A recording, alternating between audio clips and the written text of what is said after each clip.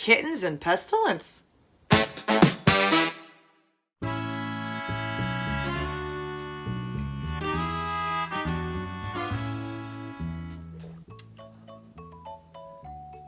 I knew this day would come. I guess I just didn't properly prepare for it.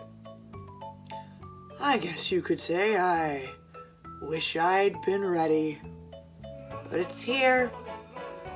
The ending of a saga, folks. A Thief in the Night Part 4, The Prodigal Planet.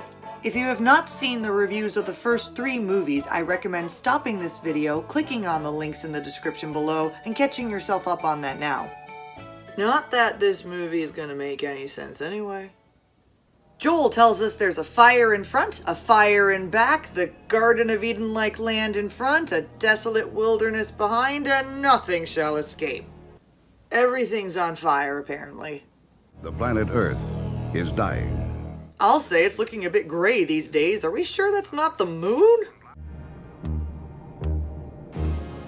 We heard one guitar! Our hero David stands upon the well-manicured execution lawn waiting to be executed. He has a flashback to the day his brother was killed by driving his car into an oncoming train, and this makes his trunk explode. Probably shouldn't have been transporting those nitrogen explosives back there. This leads to the memory of his mother trying to preach to him afterwards, and David saying he wasn't ready. Hence why he did not become a Christian in time and wound up not being taken up in the rapture several movies ago. God is trying to get your attention. Jeez, God has an obnoxious horn. Next thing we know, there's a random nuclear explosion and this guy sings. Your only hope is Jesus. You get the idea. Aha! The smoking gun! In efforts to continually top themselves on special effects as the films continue, this 4th installment rented birds! Ooh, exciting! Snooty Guy lectures the guard for trying to execute David early. I thought the world had gone to shit by now. Isn't it a little late to be concerned with protocols? Aw, the Porn Stache has been tamed. These guys are discussing how David's computer skills could help them. The guard doubts David will cooperate, but Porn Stache thinks he will. He is therefore given the command to execute the plan. The plan! Shut up, Igor. As the guards lead David somewhere, a female guard pulls a gun on them, shoots one guard in the shoulder, and kidnaps David. Radiation safety door, making sure your radiation stays safe. William Wellman Jr. Aw man, did David write a girlfriend in for himself? Actors should rarely be allowed to write. Amazing how the devastation of the world just looks like a Midwest November. The female guard tells David she is a double agent with the Believers Underground and they are heading away from that. Though wasn't that supposed to have happened already? Apparently not. All we got was the tail end of that firestorm, but when the radiation hits the ground, we don't want to be under it. No, we want the radiation safety doors under it so it has a safe landing. David demands that the woman take the handcuffs off of him to prove she is indeed on his side, so she pulls over and tapes his mouth shut. No, she takes the cuffs off. Then, like a loving Christian, he manhandles her and tries to wipe the mark off her forehead. As she wipes it off herself with alcohol, she explains that the Believers Underground want David to use the computer equipment they have to infiltrate the Unite computer system. This movie tries to do that thing all movies do by putting technical jargon throughout a sentence like a Mad Lib to convince us that they know what they're talking about, but this movie doesn't do it as well as other ones do. This will create an instantaneous worldwide communications linkage to underground believers. Sure, whatever. Apparently Connie, our female guard here, has the last component needed for the computer. Now all they have to do is find the location of the transmitter. I feel like even if I hadn't started drinking yet, this wouldn't make any sense. This paper contains the code they need to find the location of the transmitter. They just need to figure out a key with which to decode it. It pains me to remember there was a time when this haircut was a good idea.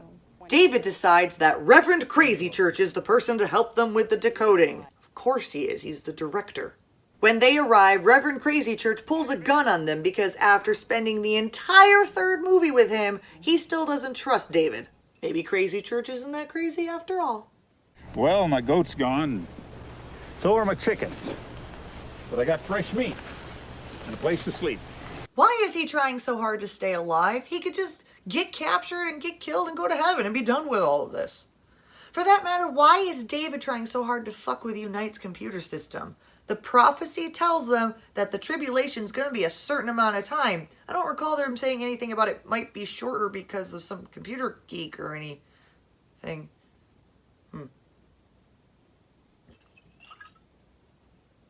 Crazy Church says he's not as afraid of Unite as he is of the Doomsday people. Apparently there are a slew of radiation-riddled people they're calling mutants running around, and they somehow have become scarier than Satan's minions. Wondering if you've received Christ's gift of salvation. Wait, after all this, he's still not a Christian? Do you think God would save someone who's led a host of souls into perdition? Have you asked?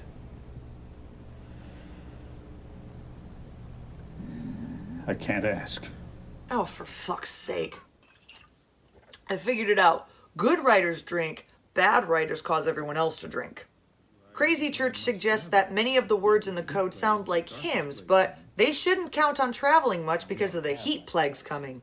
Connie has to ask, so of course we get the tribulation recap. So first we have the 7 seal judgment of natural things like war and pestilence, the trumpet judgments of supernatural plagues such as the Mark and Brother Christopher and all that. Now they're heading into the bowl judgments that will complete the wrath of God. The first bowl is boils afflicting those with the Mark. The second turns the seas into blood. The third one turns the rivers into blood, which all feed into or are fed by the seas anyway. Why does that need a separate bowl?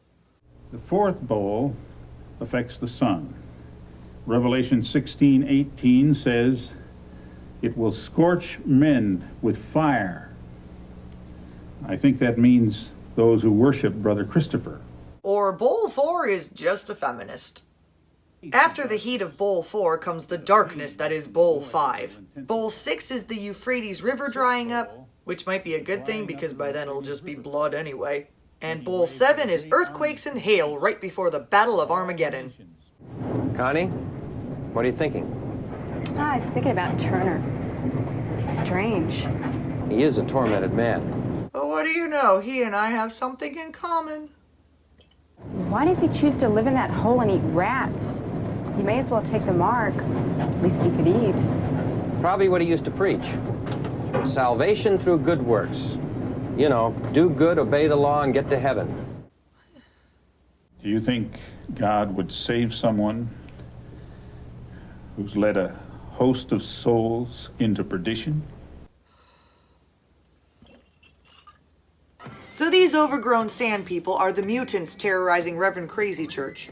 David is able to chase them off with the big old tank and convinces Linda to open the car door, when he clearly could have just crawled through the big old hole in the windshield. Fun fact, Jody here is played by Kathy Wellman, the real-life daughter of William Wellman Jr. It's a family affair. Goody. David, because the movie has assured us that he is brilliant, has figured out that part of the code is telling him to go to New Mexico somewhere. Another part of the code is a tone code.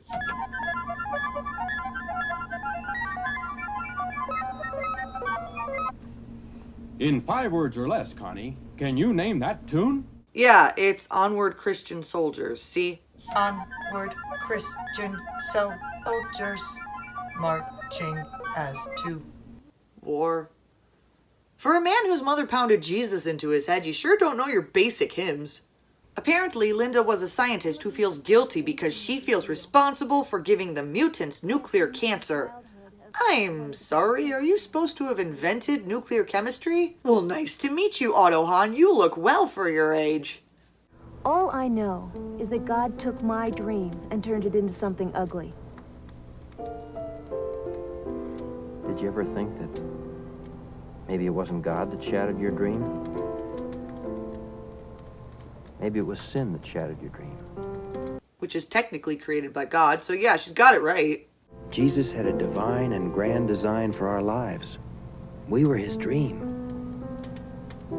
But we broke his heart. First of all, according to the Bible, God had the design, not Jesus. Even though Jesus is technically God, but not God, because he's the Son of God, but he's still somehow God, so I guess maybe he kind of did. Secondly, if I may direct you to Romans for a moment. For he saith to Moses, I will have mercy on whom I will have mercy, and I will have compassion on whom I will have compassion. So then it is not of him that willeth, nor of him that runneth, but of God that showeth mercy. For the scripture saith unto Pharaoh, even for this same purpose have I raised thee up, that I might show my power in thee, and that my name might be declared throughout all the earth.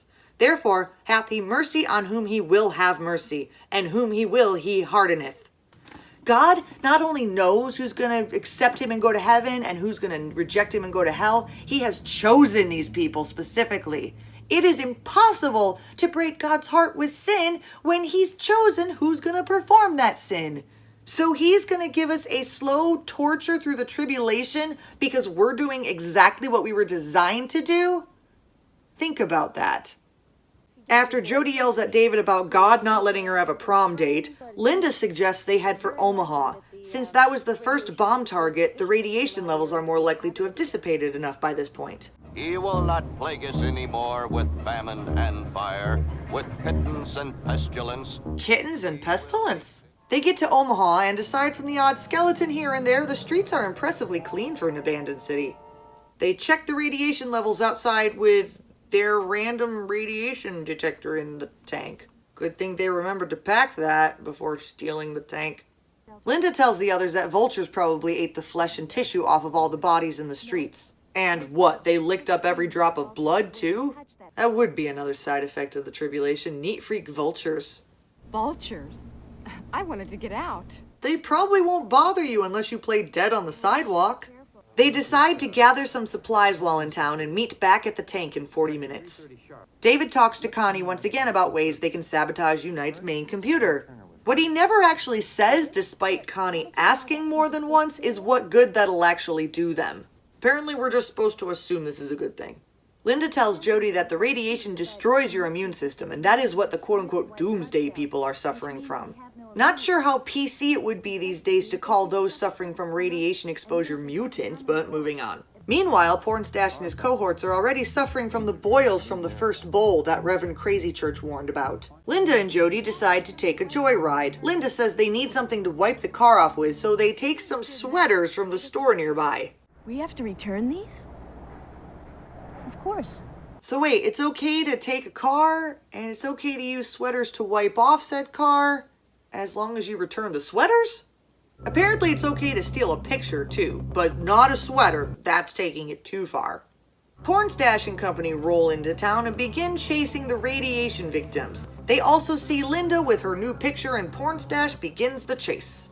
It turns out the picture she so desperately had to have was of a huge Jesus peeping into an office building to decorate the tank with, apparently.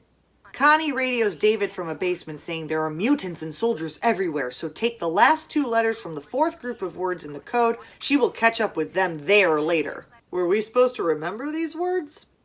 Jody gets cornered by a radiation victim, but he tells her that he only wants her help.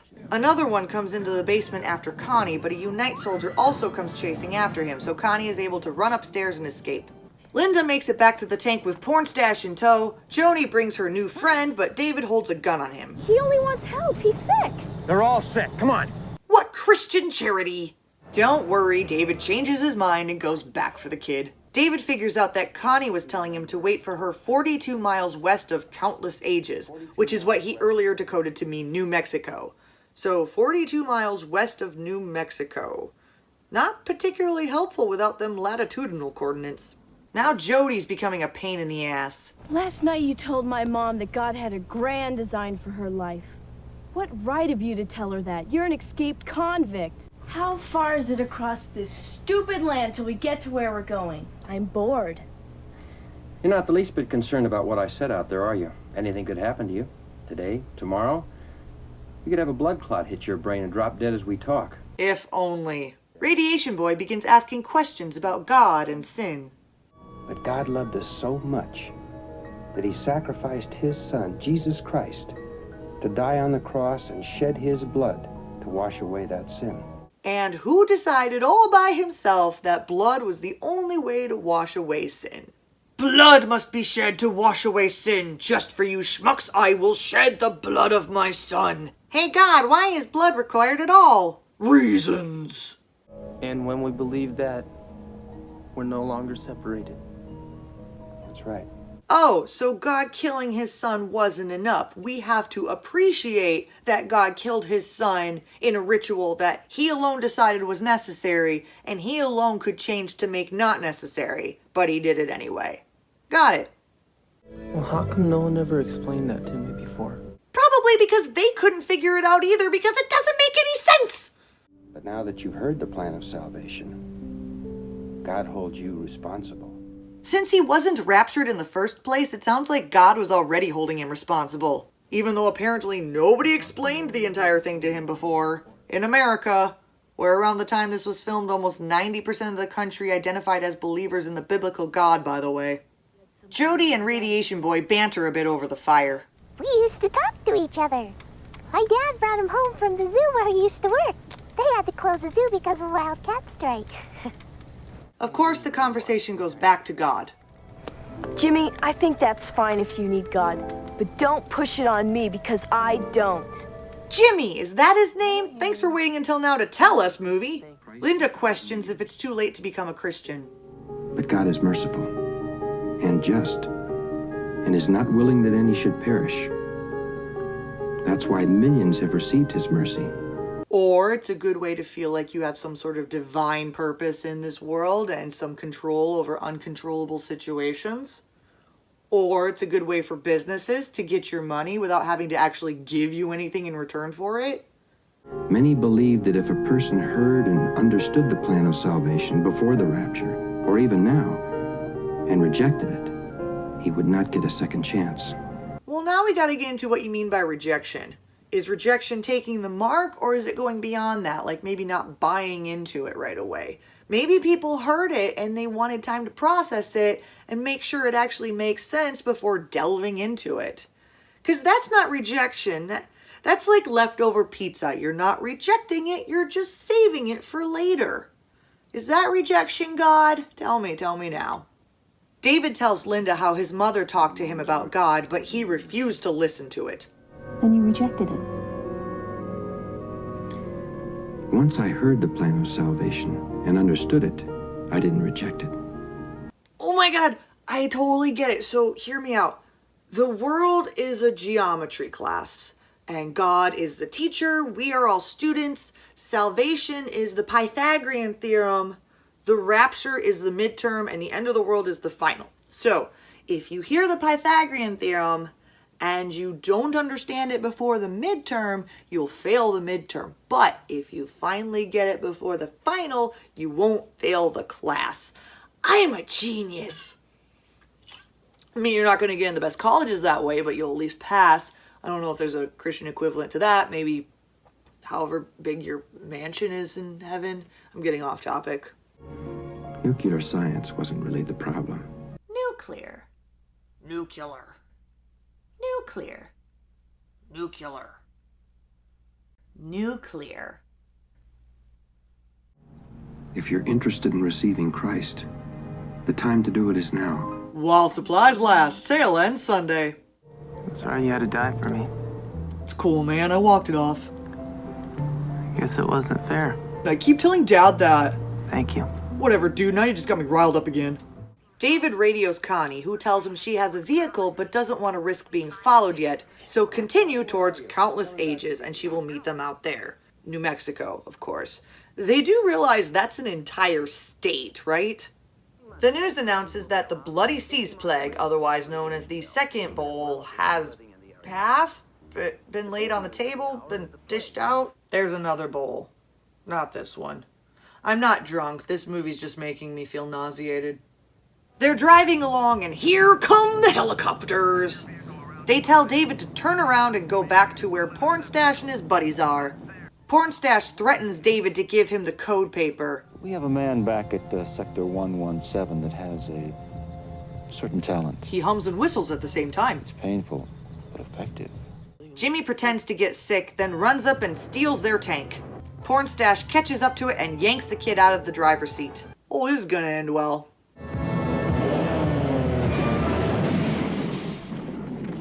Jimmy dies, but Porn Stache is alive, and David pulls him from the tank just before the tank explodes.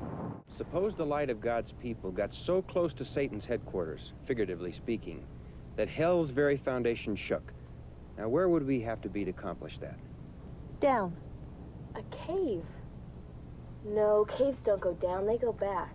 Apparently somebody has never heard of spelunking. Do you realize what you did? God said in Romans 12:20, if thine enemy hunger, feed him. And if thine morally ambiguous person does not believe in my existence because of the mere proof of the Bible alone, subject him to a slow, torturous death. You know, we can boil it, and that'll purify it. That just concentrates the radiation, making it deadlier. You know, I doubt there's been any fallout in this area.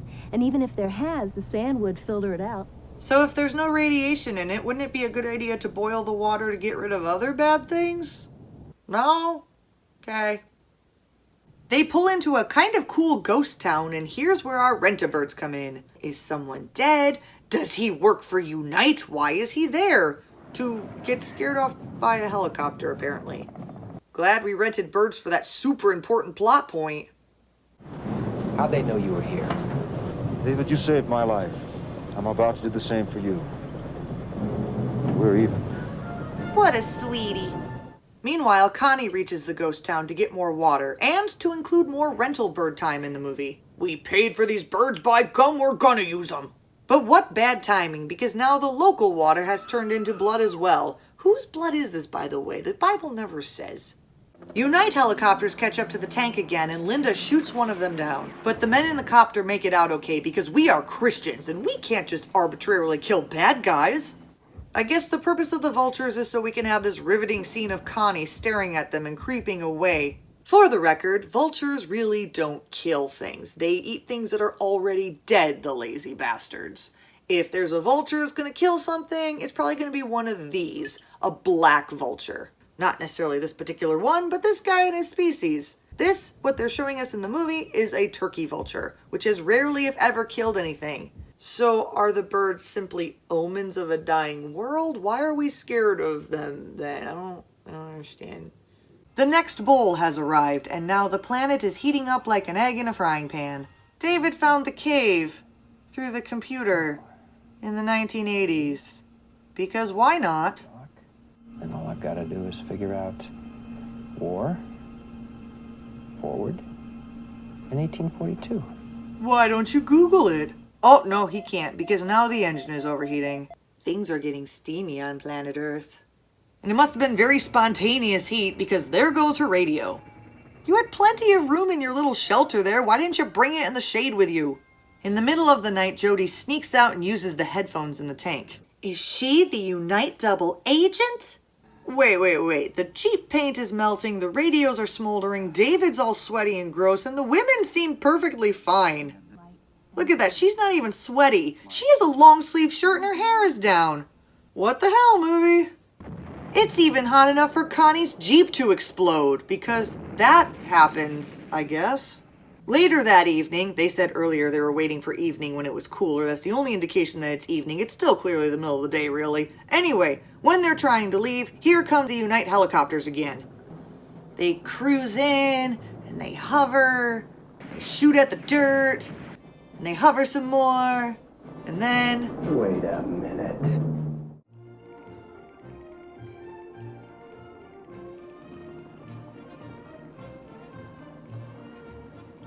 When your audition for Mary Poppins doesn't go well. The helicopters leave after the dance number. David accuses Linda of being the one telling Unite their position. So apparently we're supposed to assume Unite wants David alive so they wouldn't shoot him, and their plan is to get him to tell Linda what he knows so she can tell them. There's a flaw in his plan though. We, the audience, have all the information needed, and we still don't know what's going on. It's not useful information when it doesn't make sense. Meanwhile, Porn Stache is somewhere with a bunch of machines, and they have finally printed David's voice. So now next time he makes a radio transmission, they don't have to worry about it being long enough to trace because his voice will be picked up and they'll be able to trace his position that way, somehow. And that will lead them to the target. So that's why they didn't shoot him, because they need David to lead them to wherever the code is telling them to go. Got it. Now we just got to figure out who's double-crossing David and what the rest of the code means. Meanwhile, another bowl has blotted out the sun. Let me rephrase that. Bowl 5 has apparently started, and that's bringing about darkness. Why is it dark? I seem to remember you saying a little while back that you needed proof that God existed. Well, he just showed you Revelation 16:10 come to pass. What does Revelation 16:10 say? That it's gonna be dark, apparently. The darkness goes away. Wait a minute, would the bowls and trumpets go away before the next one comes? Wouldn't they just pile on top of each other? Does the world need to be light for the Euphrates River to dry up? I mean, I guess maybe God figured if it was dark, nobody would see it dry up, so he turned the lights on so they could tell. Or he could have just switched the order of those bowls, really. That would have been a lot more smart. Eventually, they come across Church Rock, which of course must be the church-like rock they've been looking for. Nearby is a sign pointing towards West Arroyo Rotan, which David figures out anagrams to war. He figures out the numerological code tells him it must mean 6 miles forward from the rock. Which way's forward for it? It's a rock. They set out to find Connie first, wherever she might be. The fact that they haven't heard from her in a while might mean something's wrong. The news reports that China is fighting Brother Christopher, the Antichrist, in case you forgot, for power over the Middle East. And now that the Euphrates has dried up, China now can move freely towards Israel. Apparently there was no way to get to Israel from China before the river dried up. It's an amazing river. It defied bridges and planes flying over it and boats and stuff. Damn. What are you doing?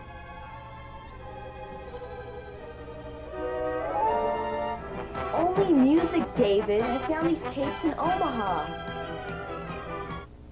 Yeah, look at her jam to that classical royalty-free music. So remember how Russ Doughton Jr. has this thing for plot twists?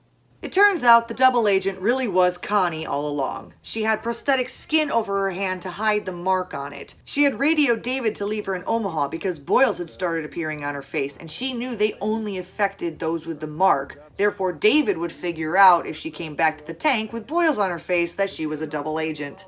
David doesn't want to try using the radio anymore because he's figured out that they've printed his voice by now and can trace their location that way. A natural conclusion, of course. This, of course, is a natural excuse to transmit a message to Connie using Jody's squirrel chipmunk voice. Dad, go to Lawrence, 10 miles west of your home. Church is the rock of the ages. Calculus 1836 from the fourth. Word fiction from the top. Go forward. Now Unite knows where the cave is. However, it turns out the component that is rarely talked about in the movie that apparently is essential for the cave people to have, and Connie was supposed to keep it with her the entire time so that they couldn't actually get it, she left it in her jacket pocket in the tank. Linda finds it in the pocket and shows David. Somehow, this naturally leads David to conclude that Connie's been the one double-crossing them all along. Why? That should be obvious. No, I mean, why would God let her be right in the middle of this operation? This is God's mission, and the enemy was right in there with us. Maybe because this operation's not in the biblical prophecies, and maybe you're just not supposed to be doing it. I'm afraid I haven't been a very good example of how a believer should behave. You've not been a good example of how a human should behave. David rigs up the tank to drive itself and transmits music so they can trace it. They send it across the desert as a decoy while they sneak off to the cave under the cover of darkness. HQ tells the pursuing Unite tank to turn around because the decoding must have been an error. The target tank is actually behind them. No, you're wrong. We're not going the wrong way. Of course they have a screw loose. The Unite soldier decides to try to outrun the train. Ah! Just like David's unchristian brother. As the group comes upon the hole in the ground, the earth begins to shake. A guy in the cave leads him through to the computer. Wait, they have electricity down in this cave? So 20 minutes ago. David plugs in the component, flips the switch, a computerized MIDI version of the hymn transmits, and the computers at Unite begin to smoke. As Jody and Linda recite their salvation prayers in the cave, the earth above, including Unite's headquarters and the dam, begin crumbling apart with the onset of the earthquake and hail prophesied for Bowl 7. Yet this earthquake doesn't seem to be affecting an underground cave at all. We have one last shot of Porn Stache crying maniacally among the wreckage, or wait, is he laughing or crying? Doesn't matter. Unite blows up.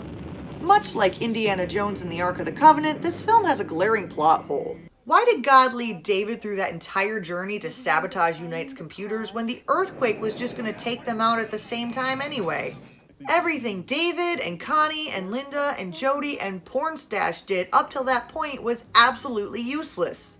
Well, not Porn Stache, I mean he grew that stash and amused and delighted many, but other than that, the film ends on a verse that has nothing to do with the rapture or much of anything. Well, there are many reasons this film and its predecessors are in the dumpster. I've covered most of those in previous reviews, but this one being the longest of the series and arguably the most ridiculous of the series, this brought about some special reasons of its own. First of all, they get really convoluted with their theology in regards to salvation and rejection versus not understanding versus indecision. So are you still hellbound if you hear the message and simply have not made a final decision on it because you don't want to be taken in by any old snake oil salesman? Why is it we are supposed to be diligent and not easily duped in life, except when it comes to God? If God created everything, surely he could have created a little bit of irrefutable evidence for his existence, then worshiping him really would be a choice. Can you really choose to believe something without brainwashing yourself into it? No.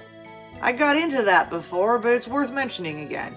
Secondly, this film series, but especially the first one, has been undeniably influential over the years in converting people to Protestant Christianity. It's inspired many other films, and even a popular Christian book series, which inspired yet more films. So for its influence over people's decisions for the rest of their lives, it's got a lot of problems.